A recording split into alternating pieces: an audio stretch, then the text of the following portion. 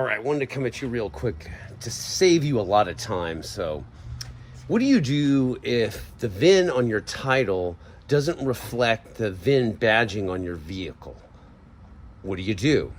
It can be complicated. I'm going to save you a lot of time. Check this out. So, as you all know, typically the VIN number on modern cars is right down here on the dash underneath the windshield. However, what if you have a classic vehicle like this? It's not actually here. Go take a look. There's no VIN number there or anywhere on the inside. Where is it? It's actually right here. It's right down in that corner. That is the VIN number, even though it says serial number. Pretty funny how that works. I'm going to zoom in so you can see that, okay? All right, so if it's registered, it's not really a big deal. However, if you want to sell the vehicle, it becomes a big deal because no collector or buyer is going to purchase a vehicle from you if the VIN tag doesn't mirror what's on the title. So the VIN number on the title and the vehicle have to be exactly the same.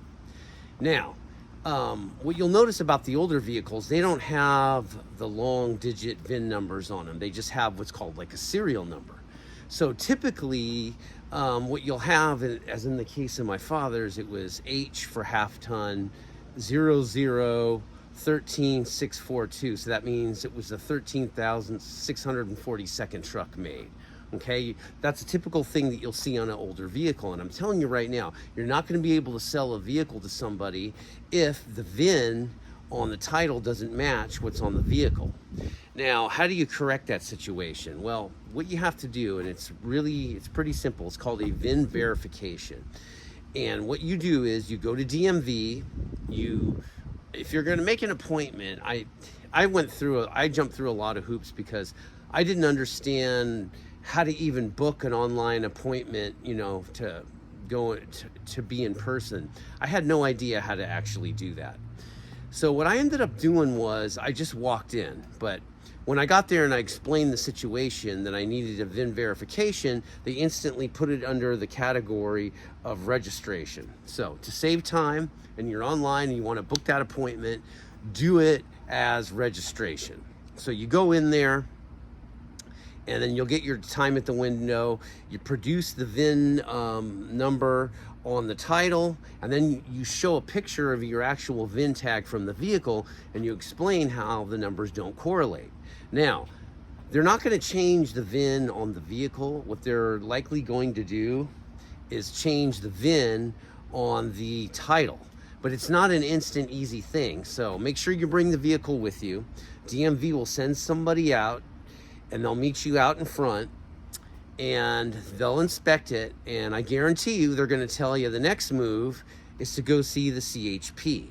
But here's the thing, don't go to the CHP at first wanting a VIN verification, because you really need a directive from the DMV.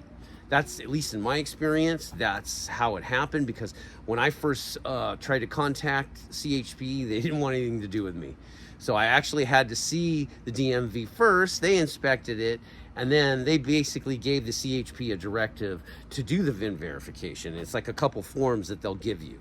So anyway, I tried to book the appointment that first week of the week of 4th of July, because I was off that week. And of course I couldn't do it because the one police officer that does the VIN verifications in my town, he had court, and then he was off the end of the week. So I had to take the afternoon off from work, come up here, get it done. Got it done, and it took him about 2 hours. I kid you not, because what he wants to do is he wants to see more than the number that's on the door. Every vehicle has the number on the frame. In some cases, it's on an A pillar or a B pillar in different places. But I know on these old trucks here, it's on the door and it's also on the frame. Well, he finally found it on the frame, and what made it hard was we painted the frame on my father's truck, and as you can see, it's a very clean vehicle from the floor up clean. And what ended up happening was he had a hard time seeing it, so he had to use these little brushes to see what the actual number was, because it's engraved, it's stamped in the steel. Anyway, he also found it in a book, filled out the VIN verification form. Then you got to make another appointment with DMV, because you go in there, right? And what they end up doing is they see the form, and then they change it on the database. They print out a temporary title for you, and they tell you, look at it and make sure everything's correct on it, because if one number's off, or if the address is wrong, anything is slightly wrong, you got to start over again. So make sure everything's correct, you hand it back to them, and then in 2 weeks they send you a brand new clean title.